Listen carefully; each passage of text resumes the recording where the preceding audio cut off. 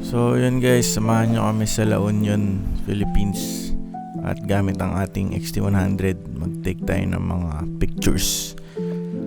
So yun, nahiligan ko nga yung street photography mga 1 year na.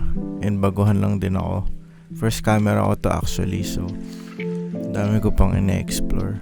And sana magustuhan nyo yung mga shots. Let me know in the comments. Tinatry ko rin talaga maging intentional sa lahat ng pictures na iti-take, pati sa pag-edit, para may kwento, diba? Teka, ito muna yung sunset. Ayun, ganda talaga. So balik tayo sa mga pictures, no? So natutuwa lang talaga ako sa street photography kasi parang walang limit eh. Parang pwede kang mag-express lang kung ano-anong picturean mo, ganun. Mga kapatid ko yan, by the way. And nakita rin pala namin si Gian ng Cup of Joe. Ayan o. So yun lang. Ingat kayo. Bye.